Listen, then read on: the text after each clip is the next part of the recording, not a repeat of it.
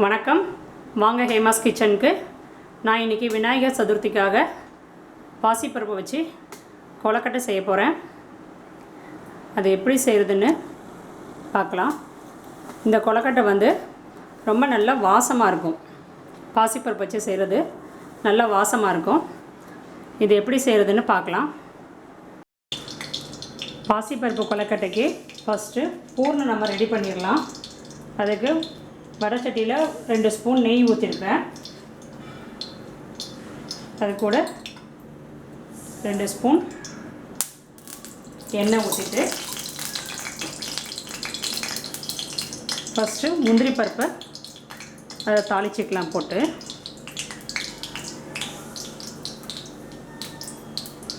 இதுக்கு நான் 1 கப் பாசிப்பருப்பு எடுத்துருக்குறேன். பாசிப்பருப்பு எப்படின்னா, இதை ஒரு விசில் வச்சு ஒரு 5 நிமிஷம் சிம்மில் வச்சு எடுத்தால் போதும்.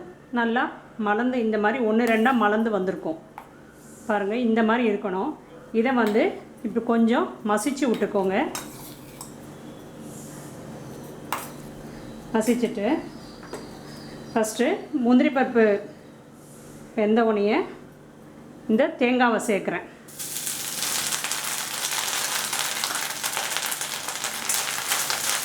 தேங்காவை கொஞ்சம் பொன்முறவெல்லாம் வதக்கிட்டு இந்த ஏலக்காவை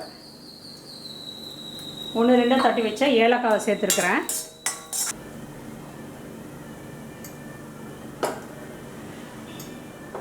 இது கூட இந்த பாசிப்பருப்பை சேர்த்துக்கிறேன்.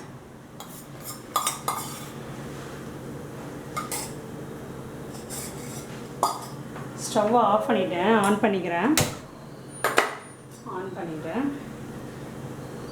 கடலைப்பருப்புலேயும் செய்யலாம். நான் பாசிப்பருப்பில் செஞ்சுருக்கேன். பாசிப்பருப்பில் செஞ்சாலும் நல்லா வாசமாக இருக்கும். அதனால் பாசிப்பருப்பில் செஞ்சுருக்கிறேன்.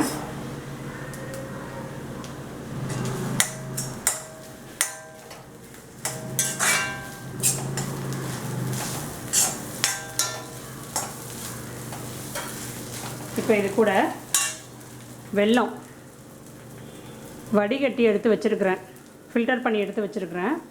ஏன்னா இதில் மண் ஏதாவது இருக்கும். அதனால் அந்த தூசியெல்லாம் எடுத்துகிட்டு ஃபில்டர் பண்ணி வச்சுருக்கேன். எவ்வளோ இனிப்பு வேணுமோ அந்த அளவு சேர்த்துக்கோங்க. நிறைய எதுவும் சேர்த்துட வேண்டாம்.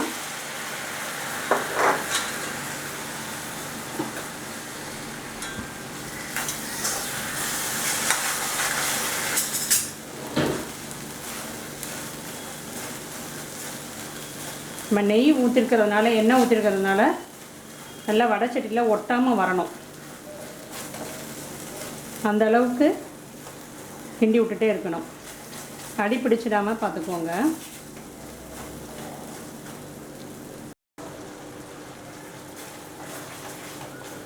நல்லா பொரிஞ்சிட்டு வருது பாருங்கள். சுருண்டு வரணும். இந்த மாதிரி சுருண்டு வரணும். நல்லா நுர வர மாதிரிலாம் வச்சிடாதீங்க. நுர வந்துருச்சுன்னா முறிஞ்சிடும், நல்லா இருக்காது.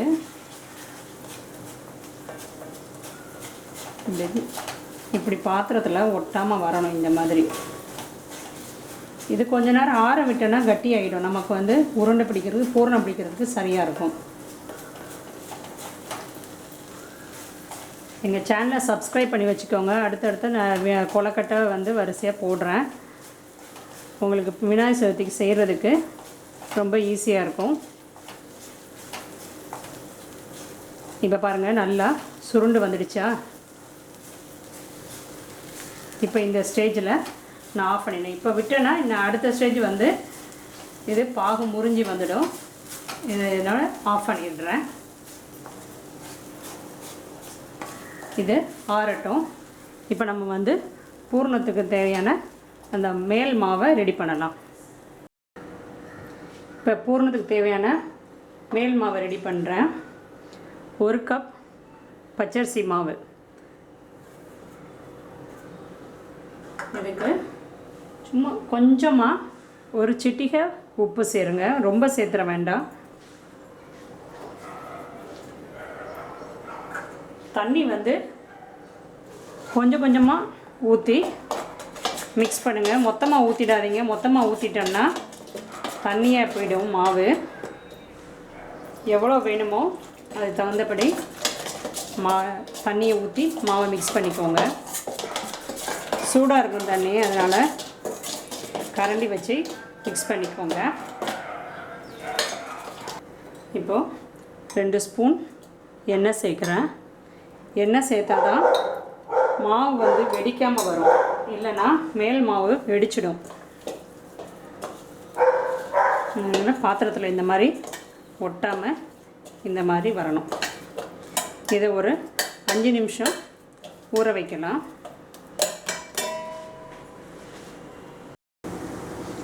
இப்போ மாவு 5 நிமிஷம் ஊற வச்சுட்டேன். ஊறிடுச்சு. இந்த அளவுக்கு மாவை எடுத்துக்கோங்க. அதை நல்லா பால் மாதிரி திரட்டிட்டு இந்த அச்சு எடுத்துக்கோங்க. இந்த அச்சு எல்லா பாத்திர கடையிலையுமே கிடைக்கும். அதில் திறந்து உள்ளே இந்த மாதிரி எண்ணெயை தடவிட்டு போட்டு இப்படி லாக் பண்ணிவிடுங்க. லாக் பண்ணிவிட்டு இந்த மாவை எடுத்து உள்ளே இப்படி வைக்கணும். ரொம்ப நிறைய வைக்க வேண்டாம். ரொம்ப நிறைய வச்சேன்னா ஒரே மாவாக தான் இருக்கும், பூரணமே தெரியாது.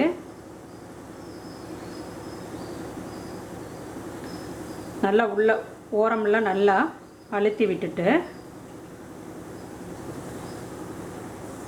இந்த பூர்ணம் எடுத்து எவ்வளோ உள்ளே வைக்க முடியுமோ அந்த அளவுக்கு உள்ளே வைங்க. ரொம்ப வச்சிட வேண்டாம், அப்புறம் வெளியே வந்துடும். அடுத்து இதை எடுத்து இன்னும் கொஞ்சம் மாவு எடுத்து இப்படி அதை மூடிடுங்க.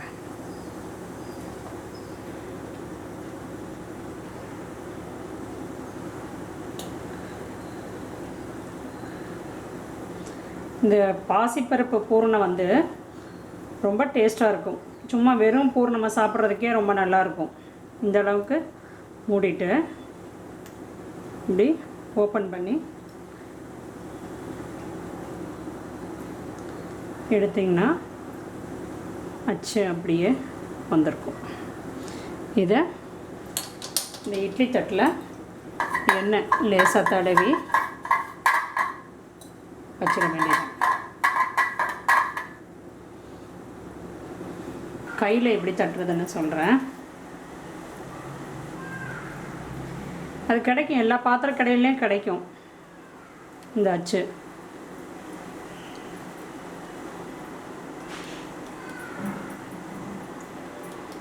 ரொம்ப மாவாக இல்லாமல் பார்த்துக்கோங்க. பூர்ணம் தான் நிறையா இருக்கணும்.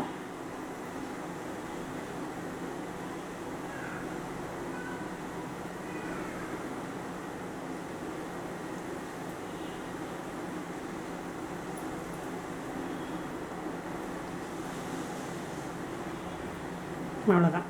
இப்படி தட்டி எடுத்து வச்சிடலாம். மீதி எல்லாத்தையும் அதே மாதிரி செஞ்சுக்கிறேன். இட்லி அண்டாவை ஆன் பண்ணி வச்சுருக்கிறேன். தண்ணி நல்லா கொதிச்சிடுச்சு.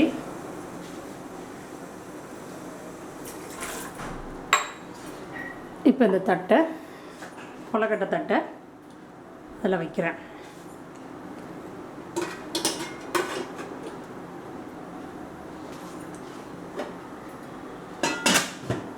ஒரு 7 நிமிஷம் வெந்தால் போதும், நமக்கு கரெக்டாக இருக்கும் கொலக்கட்டை. கொலக்கட்டை ரெடி ஆயிடுச்சு. பாருங்கள், இது எப்படி ஷைனிங்காக இருக்குது பாருங்கள். இப்படி இருந்தால் தான் நல்லா பதமாக வெந்திருக்குதுன்னு அர்த்தம். இது நான் கையிலேயே பிடிச்சது. இது அச்சில் வச்சு செஞ்சது. அச்சில் வச்சு செஞ்சது பாருங்கள் எவ்வளோ அழகாக வந்திருக்குதுன்னு. கீழே நல்லா க்ளோஸ் ஆகி நல்லா இருக்குது. இந்த மாதிரி எண்ணெயாக இருந்தால் தான், ஷைனிங்காக இருந்தால் தான் ஆறுனாலும் நமக்கு சாப்பிட்றதுக்கு சாஃப்டாக இருக்கும். இது நான் கடை மாவு வச்சு செஞ்சுருக்கிறேன். நீங்கள் அரைச்சி செய்கிறதுனாலும், மிஷினில் கொடுத்து பச்சரிசி அரைச்சி செய்கிறதுனாலும் செய்யலாம். நான் கடை மாவை தான் யூஸ் பண்ணியிருக்கிறேன். நம்ம சுடு தண்ணி போட்டு மிக்ஸ் பண்ணி எண்ணெய் ஊற்றி பிரட்டி வச்சாதான் இந்த மாதிரி சாஃப்டாக நல்லா ஷைனிங்காக வரும். இப்போ இதை வந்து நம்ம விநாயகருக்கு படைக்கலாம். எங்கள் வீட்டு விநாயகர்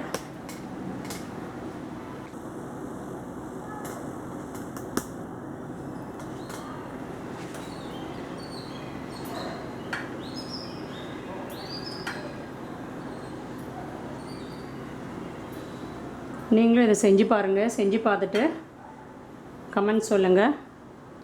லைக் பண்ணுங்கள், ஷேர் பண்ணுங்கள், சப்ஸ்கிரைப் பண்ணுங்கள். நன்றி, வணக்கம்.